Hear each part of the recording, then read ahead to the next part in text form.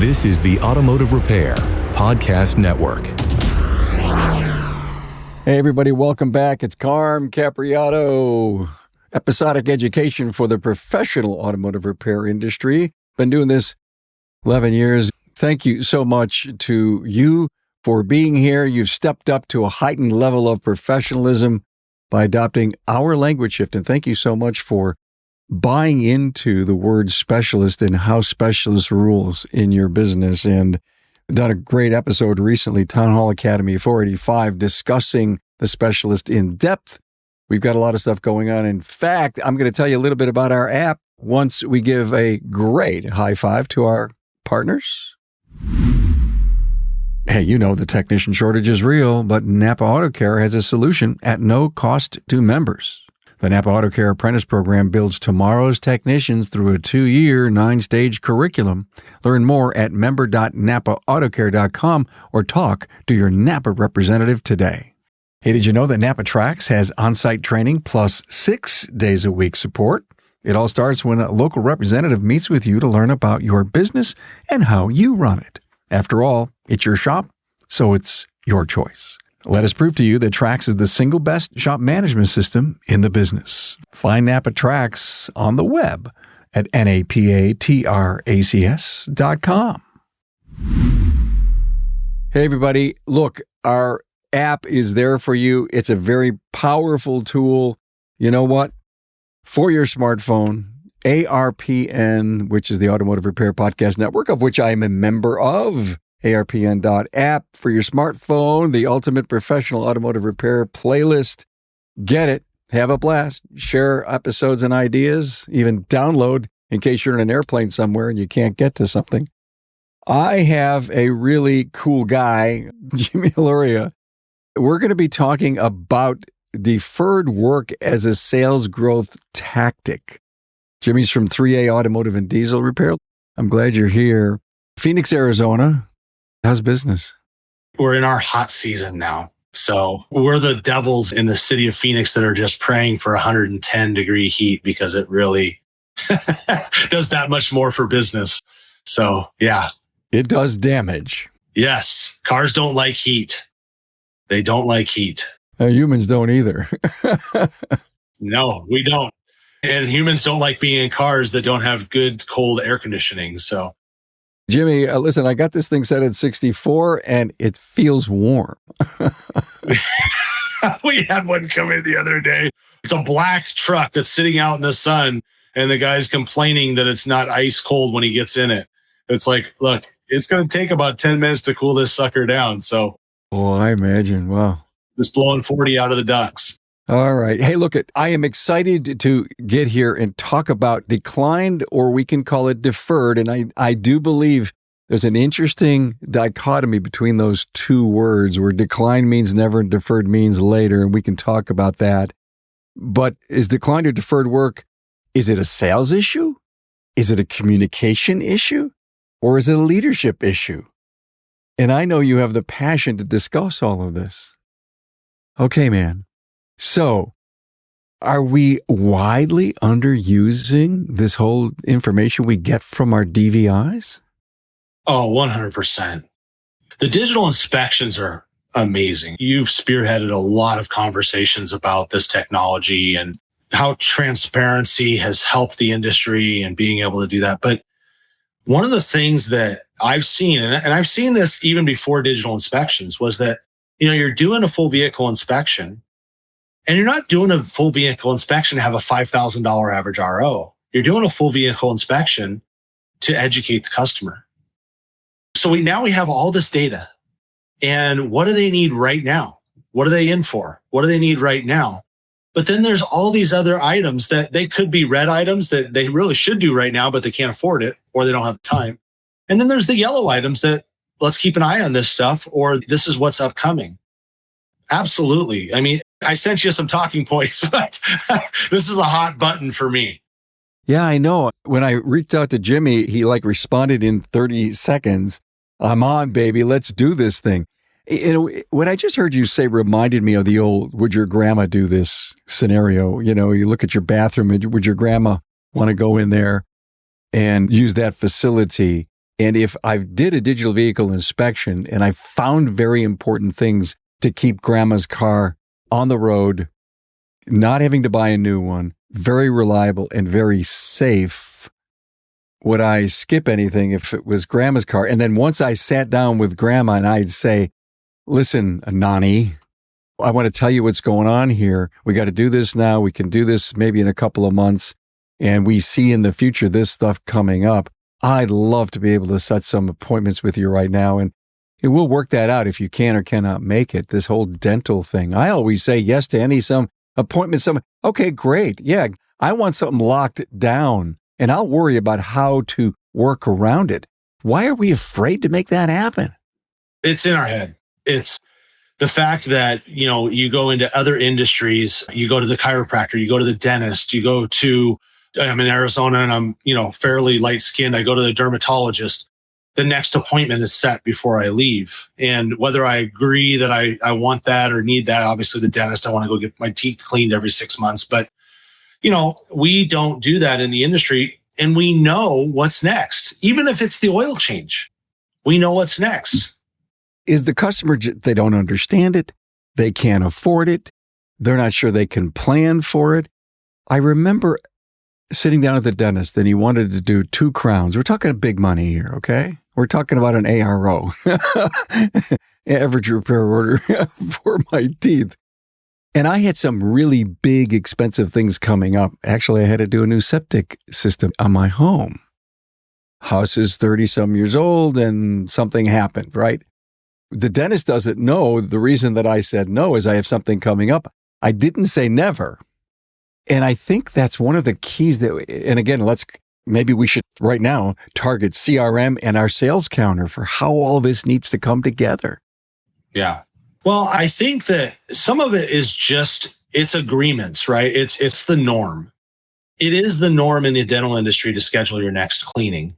It may not be the norm to schedule something that you want to put off or that is, as we get older, those, they're not cavities anymore. Now they're whatever. I mean, I have fake teeth from hockey. So, if I gotta do something with that, it's thousands, not hundreds. It's in the industry. It's not common for somebody to be, okay, Mrs. Jones, the brakes are at 4 millimeters and the way that you drive and everything, it's probably within the next 3-4 months. I want to look at these again because we should probably replace the brakes. And then setting that appointment, they're accustomed to being able to just drop in. They're accustomed to being able to just call up and say, hey, I have a brake job. What shop out there on this planet is going to turn down a brake job that needs to be done today?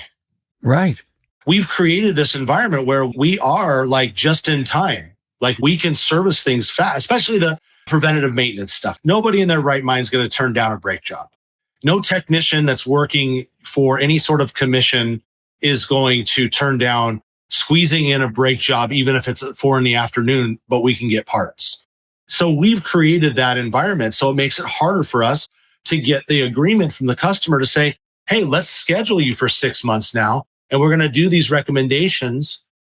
And they don't whip out their calendar and say, okay, yeah, let's do that. Jimmy, do you think trust is a big factor here for saying no? I don't know. I mean, obviously, when you have a new customer, it takes some time to build that trust. I don't get that sense with existing customers. Like they know the drill. Now we've had digital inspections. I think the first ones came out in about 2012, 13, roughly. Oh, okay. I'm with you. Yeah. Yeah. So we've been doing this over 10 years, right? They know the drill of, okay, they're going to see some red. They're going to see some yellow. They're going to see some green. I've surveyed people like, what do you want from your auto repair shop? What do you expect? And the number one response that they wanted how do they get value out of what we do? They want to be prepared. They don't want to be surprised. Help me plan. Okay. So they don't want the $35, $45, $5,500 average RO, but they're okay with $1,200. They're okay with $1,500 if they know about it and they can plan for it. To me, it's not a matter of trusting. Okay. So it's not a lack of money. Maybe it's a lack to get a yes because they just don't understand what you're trying to tell them. Yeah, I mean, there's quite a difference, right? And we have to clarify this with our team, all the time. Like, what is red? If you're going to mark something red on an inspection, what does that mean? Because if somebody takes my red to another shop and we've got a cracked bushing on a control arm, they're going to blow me out of the water and make me look like the biggest criminal in town. Okay. If it's just cracked. Now, if we got some movement or we've got it's completely broken, now we're going to have some suspension or steering issues because of that. Yeah. Okay. We can mark that red, but you have to make sure that your standards are set for what do I need to do right now? I was actually filling in. My manager was out of town for a week and a half, about 3 weeks ago. And we had a new service advisor. So I was up front watching to see what was going on. Well, I took on a couple of tickets and there was this Jeep that was in there. And this guy, it's not even his primary vehicle, but he off-roads it. We're out here in Arizona and people off-road all the time. And I was looking at this inspection and and he's like $5,000 worth of work, Carm. And I'm like, the guy's like, well, I'm going to go ahead and do this, but I need to put this. I'm like, look, I wish I could tell you that some of this stuff could be put off, but none of this stuff can be put off right now. And I can honestly say that it was all red. It came down to, he believed me, but he was going on a big vacation. So I offered financing through the NAPA Synchrony partnership and he didn't even know about it. And he's like, yeah, 12 months, same as cash. Sure, I'll do it. And no problem, done. So it wasn't a trust issue. Okay. Then let's bring the word risk in it. I can't remember if you did or didn't say it, but maybe risk is part of the issue in our discussion. Listen, if it was cracked, the risk is kind of medium on this. Maybe that word could come into play as we're discussing. This is a high risk instead of if it's a red. I loved you says, what is red? Red for us is a risk in the near future that this could get, maybe the crack can get worse. Maybe it is someone else says, well, it's just a crack, Bobby. You can just don't worry about that.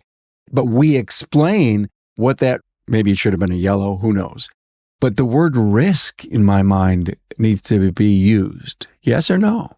Yeah, I think we're too afraid to get egg on our face sometimes, and it's like, look, a battery's testing bad. When is it going to go out? I don't know. It's testing low. But the car's still starting. Customer can argue, well, it starts. Yeah, but when is it not going to? That's when, so it's like, okay, so we have certain parameters that we go off of to say that is a risk. Like our inspections, when they come in this order, number one is we better check out what the customer came in for. Because if we call them about anything else, we don't have answers to that, then we better have that. But then after that, it's safety, reliability, then maintenance, and then appearance. So what they came in for, then safety, then reliability, then maintenance.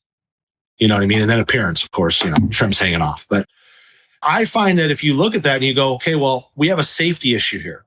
Brakes are metal to metal. That's a safety issue. It's a safety for that person and anybody that's around them, on the roads. But reliability, you're talking about grandma.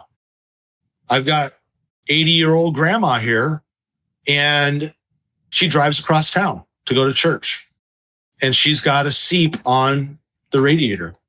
It's not leaking, it's not dripping, but we can see it's crusty, 10-year-old hoses.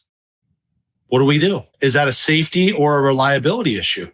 But that determination needs to come from your counter because there's the know, like, and trust thing building together. Will we have a soft place in our heart to have her not spend $400 or $500 to get this thing right, just to lift the reliability of her vehicle up? Would I say to grandma, you don't want to get stuck driving to church? Is that a hard sale, an emotionally hard sale?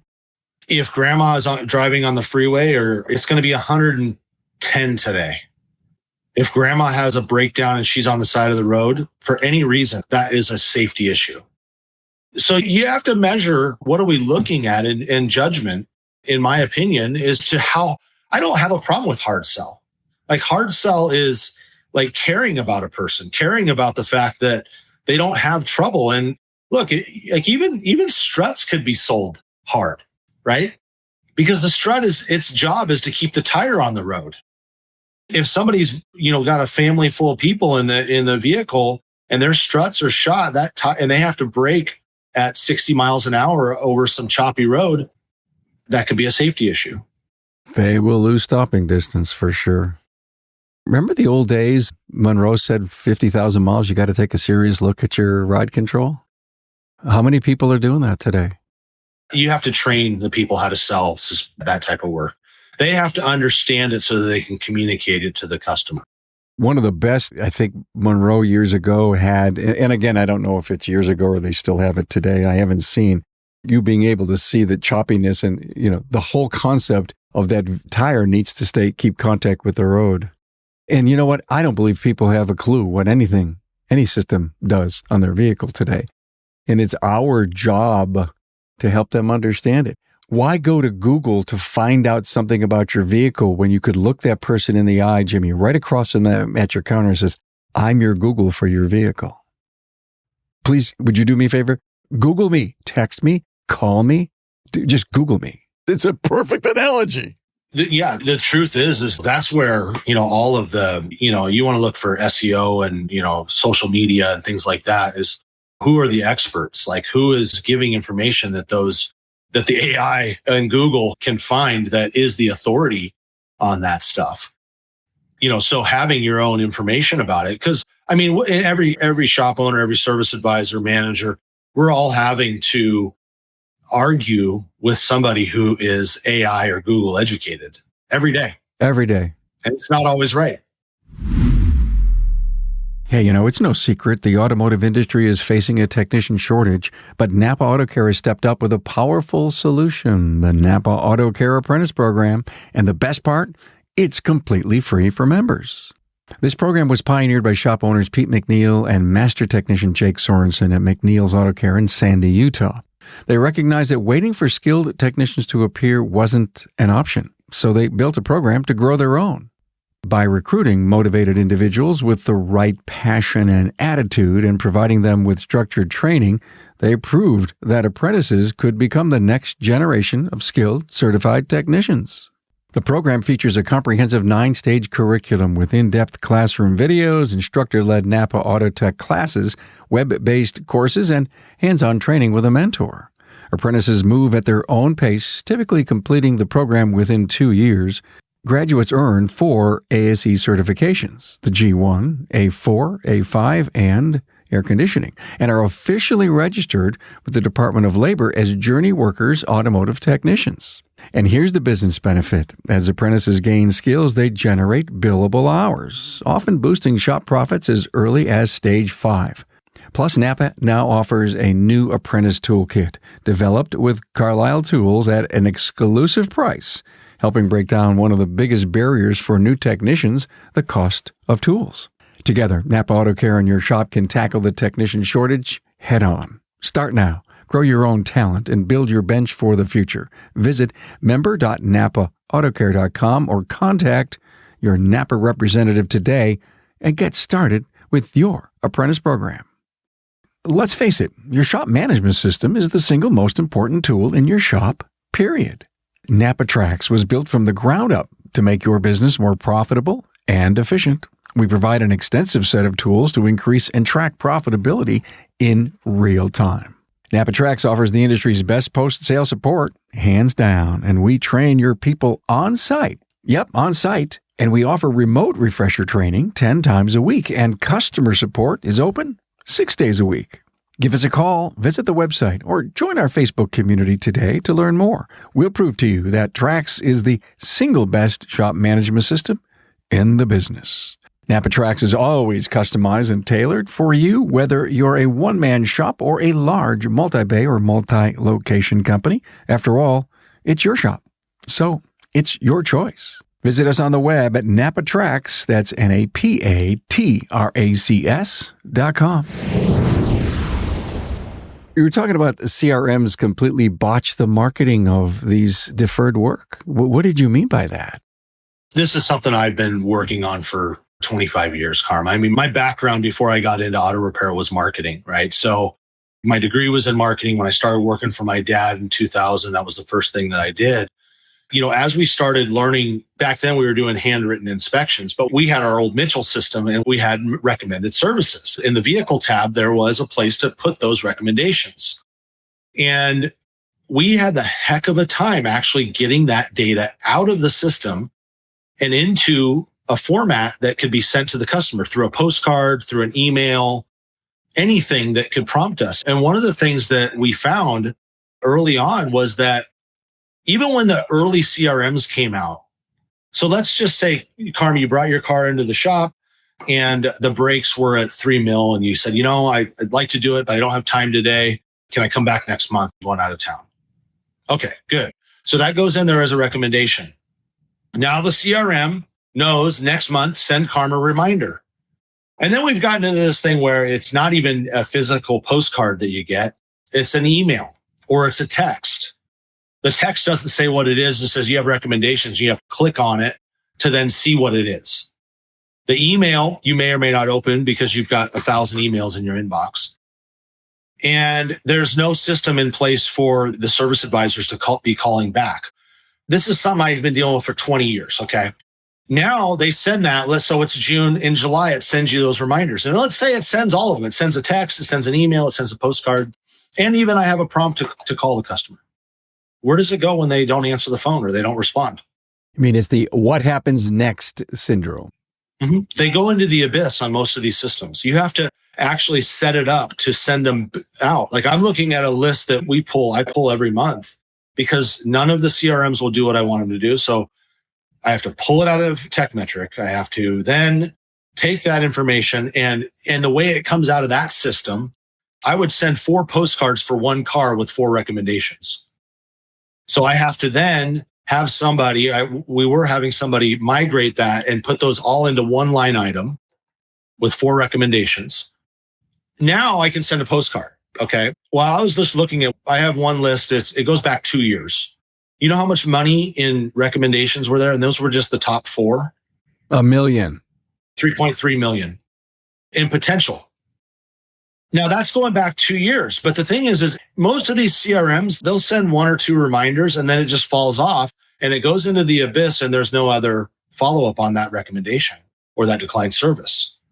And so what my wife and I have developed over the years is a system where we're going back to those and we're sending those things every month. If they haven't done their declined service, it's still in the system and we'll send another reminder. The CRMs don't do it. But Jimmy, are you doing this manually? You're clicking stuff manually? A lot of it, yeah. A lot of it's manual. Come on, there's got to be a piece of software out there that can manage that for you. There's a couple of them that you can set them up to remind them, but the problem is they don't give them the ones that you want them to see, right? So they're not in the correct order of importance. That's kind of the garbage in, garbage out, right? If the service advisors aren't prioritizing, let's just say they have 4 declined services. The first one is a light bulb. Well, is that a safety issue? Maybe. You know what I mean? The most important one is that the brakes are 2 mil. That should be number 1 on the list. So it won't prioritize them unless you actually do that. But a lot of times what the link that it goes to, if it's in an email or in a text, it just says you have a recommendation. It doesn't actually give the recommendation.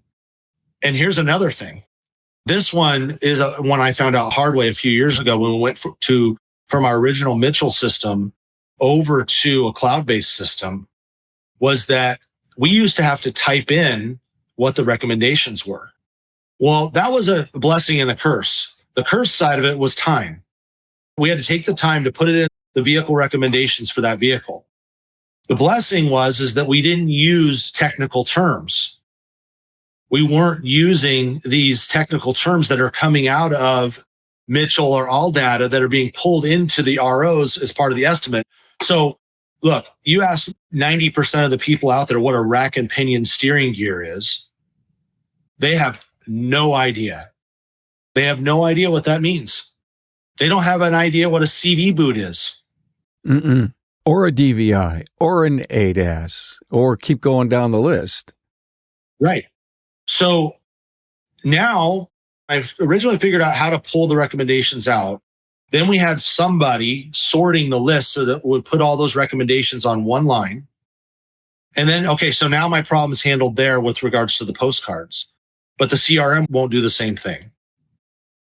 I'm looking at these things and these explanations they're coming out of the labor guides, and it's confusing the customers. So now what I'm doing is I'm pulling those lists. I'm having AI sort them for me. And now I've got a tool in one of my AI tools that what it does is it'll go through and it'll move them around as to safety, reliability, and maintenance. And it puts them in customer ease. So I'm not going to put rack and pinion steering gear. It's going to write on the postcard steering repair. Big question. Someone's listening, says, oh, I love this episode. Jimmy's so smart. And then he said, well, AI let me do it. How does AI let you do that, Jim? Are you stuffing things up? Did you write some integrated thing? What are you doing? It's all in communicating to the thing, right? I've used chat and I've used Claude both, and I've had to correct it. Everything I've done, I've had to correct. I've had to work at it, look it over. In fact, my wife was telling me that one of the lists that we sent last month, there was somebody was sent 3 postcards for the same thing. And it was like, well, how did it do that? So now I've got to put a tool or a prompt in there to make sure that it cleans up and it's removing duplicates and things like that. But, we shouldn't have to do this stuff. Like the CRMs, customer relationship management. We should be able to pull that data out of the CRM. And if somebody has a recommendation that they forgot about that we recommended 14 months ago, that's a safety issue, we should be able to pull that out of the system and be able to know that we need to call that person and say, hey, this is a safety issue. Did you get that thing handled? We don't have that ability right now. Mike Dela Cruz? Oh, yeah. His company Overdrive Marketing, is he doing anything like what you're talking about? I've talked to Mike. He partners with some of the CRM companies, what he does. He hasn't built his own CRM, but he understands. Him and I had this conversation, right? They're very limited. Some of them do more than others. The one that he works with, I believe we've used them before. It will do a little bit, but again, it's not sorting the information. It's not breaking it down so that the customer can understand it. It forgets. So Carm, if you don't come in next month or you don't come in, maybe it sends it 2 or 3 times. Okay. But if you just forget about it, the system's going to forget about it. The customer's going to forget about it. And then they go to someplace else while they're out of town and they get an oil change. And the person says, hey, your brakes are really close here. And now that job that probably should have got done before they left town, is getting done by another shop. So are you going to design this Oz system, all-knowing, all-seeing thing? I mean, Mike Dela Cruz, he's a great partner of ours. I know he's got some really cool, fun, different, and aggressive stuff in his program. But what I'm hearing you say is we have fingers. If anyone can watch my video, my fingers, and they're almost touching, but they're not. But we need to have them slowly integrated into, if you will, a tight handshake. And then they need to be communicating back and forth, up and down, left and right, in and out, so that if this happens, if this, then that type of logic sitting inside this piece of software. So you're obviously designing this and getting ready to launch this? Yeah, right. And that's the thing, like right now. So I've got a friend who is building software that he just recently got his connection to his shop management software so he can pull the data. And that's probably where Mike has more information than a lot because he does have that connection to the softwares. And that's the piece that I'm missing, that connection to be able to dig in. These new systems, I can't even pull my entire database out of it.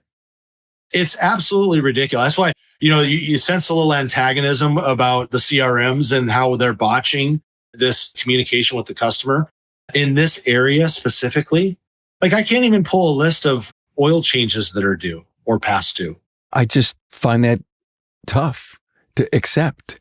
It's ridiculous, isn't it? General repair, we're missing out a lot on doing oil change service. You've got some big franchises. Some of them been around a long time. Some of them that are just popping up. 10-minute oil change, right? And they're advertising heavily. And the auto repair business, we've lost a lot of that business because we didn't make it convenient enough. We got to the point during COVID when I was watching our waiter oil changes take 90 minutes. And you could see people sitting there like looking at their watch going, when am I getting out of here? Is that customer coming back for that next oil change if we delivered that slow a service? And it wasn't like we're slow. It's we're that busy and we're not accommodating them. How long will the brake job take then? Exactly. Right. One of the key things that, the speed of service. We've got to be able to turn these types of things around. We've got to be able to get people in the door. Obviously, they have to be scheduled. Like we can't run an emergency room in our shops, but we need to turn them around fast so that we're not losing out on that opportunity. Well, I appreciate your passion on this integrated CRM based on all these conditions. It makes so much sense. And I hope one day you find your top of the mountain for that. But let's talk about what we have today. We have deferred work. Jimmy, how important is it that our service people at our counter are running the point of the plow on this? Yeah, they've got to be trained on how to go over the inspections. It's probably the biggest thing that we work on with a new advisor. Somebody who they have good sale ability, they can make a sale, but how you present what you're seeing is really important because, I told you, that getting that recommendation back to the shop starts at the checkout counter. It actually starts before that. It starts when you're going over the inspection and going over the recommendations. That's where it starts. And the truth is that, why have average repair orders gone up with digital inspections? Well, it's just human nature. Like somebody's looking at, you give them $5,000 worth of work that should be done on their car at some point. And you go through it and the customer settles on 1,000. They feel like they won. Whew. I don't have to do 5. I did 1, right? And we're seeing these averages go up because we're working on vehicles. The average age of the vehicle now is 13 years, and that's gone up from 11 just a few years ago, right? What am I looking on in Arizona? We don't have rust like you have in Buffalo. Are you picking on me? No, we're working on these cars. They come in here, they're 25 years old. They're still running. They're still together, but we can't even get parts for them, right? But you tell me I can't find $5,000 worth of work on a vehicle that has 200,000 miles on it and it's 15 years old? Right? So the point is that going over that with them and not scaring them, but going over it with them and saying, okay, here's what we found. This is what you came in for. Here's the fix to that. We did an inspection. Here's what we found. This is what you should do now.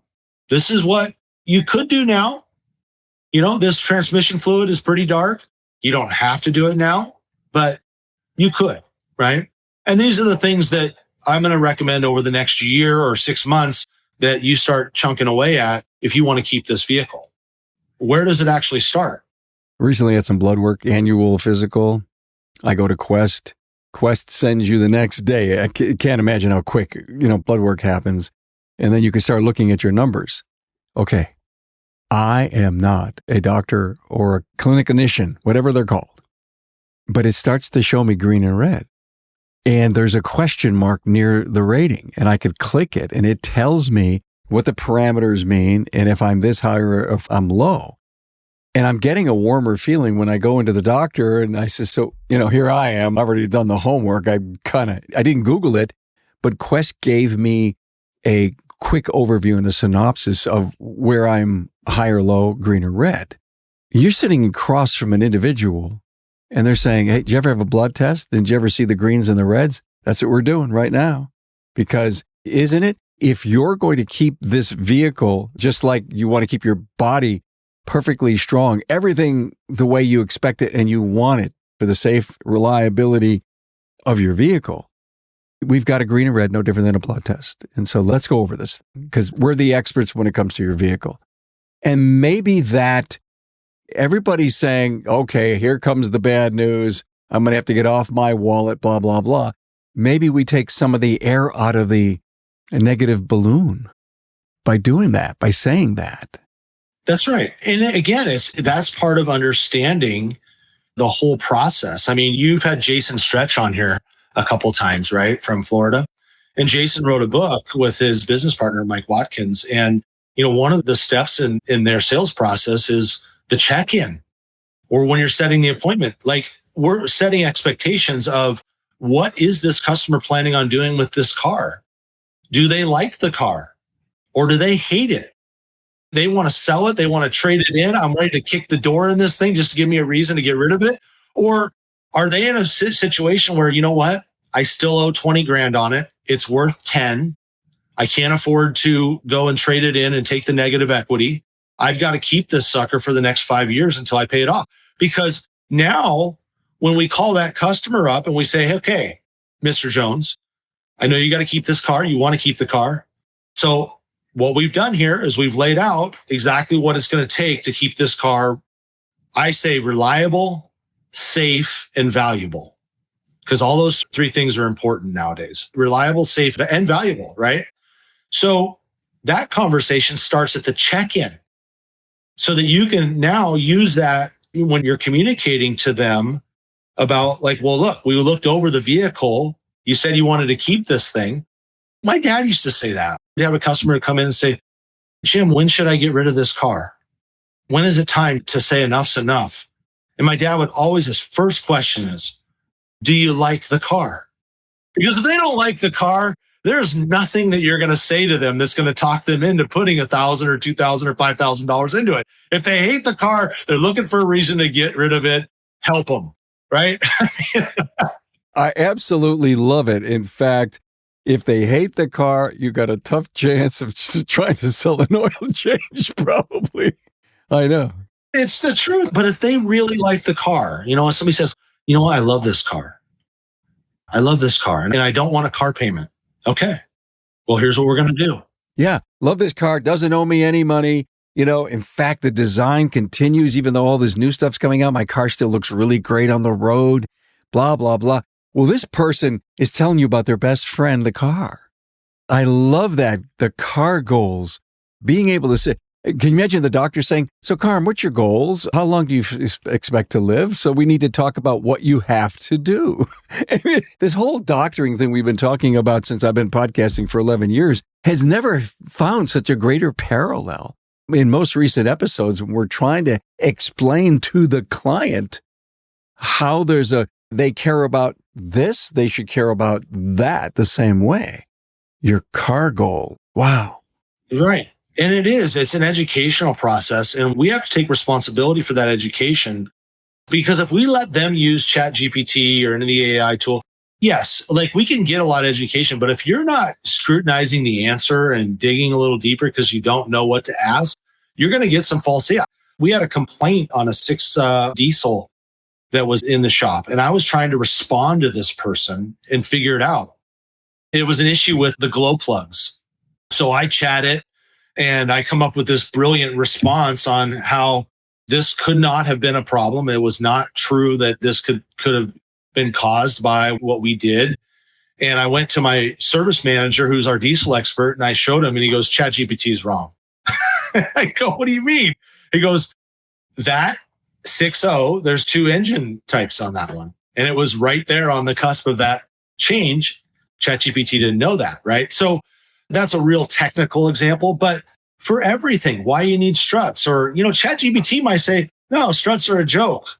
You don't need to do struts. Why are they saying what they're saying? I think the gurus of AI are really trying to say, you got to learn to trust your source, or at least find out where your AI got that answer for you. Well, let's face it, if an AI bot's picking up Scotty Kilmer, we're in trouble, right? So there's an interesting perspective coming from Scotty. You're absolutely right. There's so much to talk about for this, but all I care about in this great discussion that we had, Jimmy, was that the listener can walk away saying, I'm not doing some of this. I could improve that. It was inspired by, the passion Jimmy has for this. And at our counters, we need to get better at knowing what their car goals are. Do they love or hate the car? And again, Jimmy, I'd love to maybe even do a part 2 and say, how are we training our people to get the right language and confidence? We've got a lot of newer faces in our industry that are on our counters. They're great with customer service, but they may not know exactly how to explain. Now, one of the biggest training programs or educational programs that are out there in our industry is Service Advisor. And I'm thrilled to see coaching companies formulating, groups of Service Advisor coaches, listening to calls. There's so many positive things happening on that side. And I think that's going to end up becoming a critical component to scheduling and managing deferred work.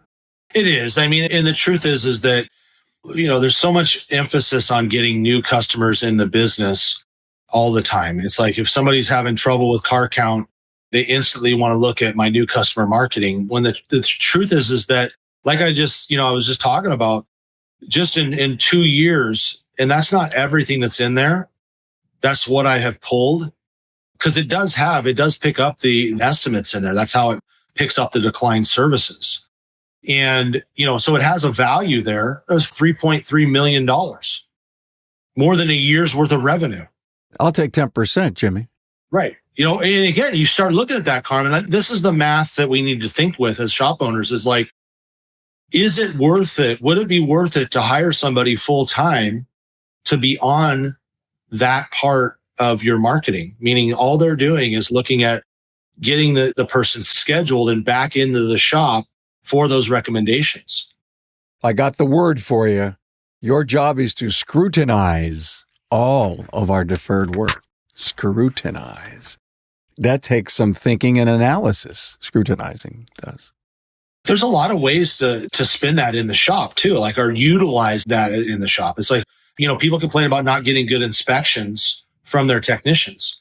Well, if the technician knows you're not going to do anything with the stuff that's not sold, they get frustrated because they never see that work coming back in.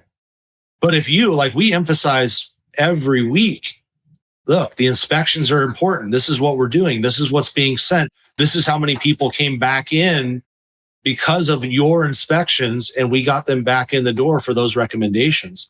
That's the gravy. You got somebody who's on the schedule for, $2,000 worth of recommendations. The parts are pre-ordered. The technician knows it's coming in. Everything's ready to go. You want to talk about making time on a job and getting buy-in on why are we looking this car over for what it came in for, safety, reliability, and maintenance. And that's all part of that whole system. That's a marketing system. Well, Jimmy, I know shop owners that do have full-time. They're fairly large companies, multi-million-dollar companies, but they've got full-time people working on this. Scheduling, deferred work, follow through. How was your appointment last week? Phones, texting, all of those tools available to them. And they're just doing fantastic with the follow-up and follow-through. Fantastic. There's an industry that does that same thing that does really well with it, and that's the dental industry. We were talking about dentists, right? Yeah, we're talking about them. They have a position in a dental office called a scheduling coordinator.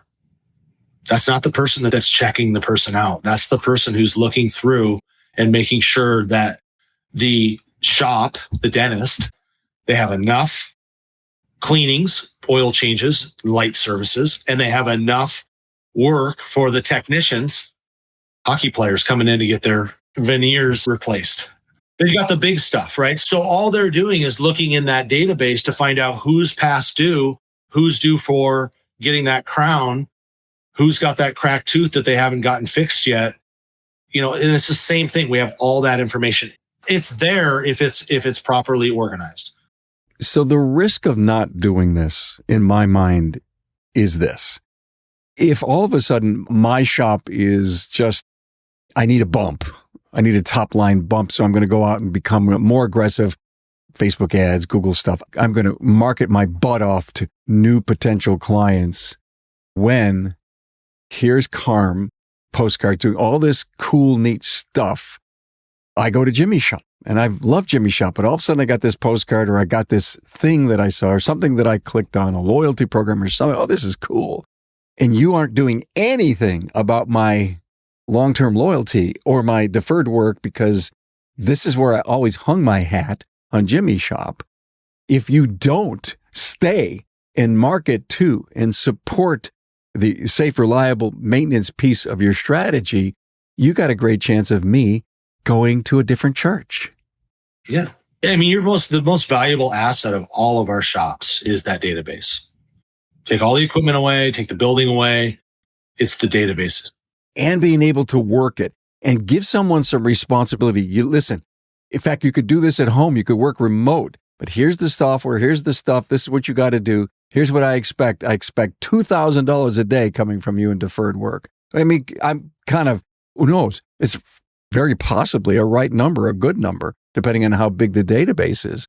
But an individual should be able to fill your calendar with X amount of dollars per day from your entire database for your customer base. Just by the fact that I contacted someone and says, oh my God, I've been meaning to get in there. My brakes are squealing. I didn't know that. It's opportunistic. It is. There's so much opportunity. And you really got to start looking at it from a standpoint of it's a marketing function, right? So if we are relying on our service advisors to be the ones that are making these calls, it's going to go up and down like a roller coaster. Because look, when it's 110 degrees out in Phoenix, shops are busy. Service advisors are busy. They don't have time to call a list of, 1,000 people to schedule the books out a week or two from now. So yeah, when are the service advisors going to have time to do that? When it's slow. But as soon as it gets busy, what's going to happen to the outflow onto the database, right? And unless you have other marketing campaigns in place, it's not enough to just put a set it and forget it CRM that you think is doing texts and doing emails. It's just not enough. Like, you have to educate the people. You have to stay on them. The founder of the company that we used to use back 20 years ago used to say, it's really funny. Nobody loves spending money on their cars except racers. Racers love spending money on their cars, right? But nobody wants to spend money. It's like the same thing with the dental. Nobody wants to go to the dentist. I'm sorry. I don't like the tools. I don't like it feels. It's expensive. Same thing with our cars, right? So we have to work this all the time. People aren't just going to drop in and say, oh yeah, I think I'm going to go get my transmission flushed this week because that's fun. And I love spending $300 on that. Well, Jimmy, I love this conversation. It's been great to have you on the show. We're here and hopefully we hit a home run here and talking about, is deferred work a sales issue, a communication issue, or a leadership issue? We may not have hit the leadership side of that as much, Jimmy, but I always say if you're the owner and this is your responsibility to grow the business, then there were a lot of ideas inside of here for you to take away. What I always believe is that there needs to be an accountability piece inside of this to whoever you ask to manage your deferred work. You got to hold them accountable for it. Thank you so much for being here, Jimmy Alauria from 3A Automotive and Diesel, Phoenix, Arizona, where it's hot, hot, hot. Yes, sir. Thanks, Carm. Thank you. Thanks for being on board to listen and learn from the premier automotive repair business podcast, Remarkable Results Radio. Get your episodic education on the ARPN listening app at automotiverepairpodcastnetwork.com. Also enjoy the podcast on our Carm Capriotto YouTube channel. Carm is all for advancing the professional automotive service industry. Until next time.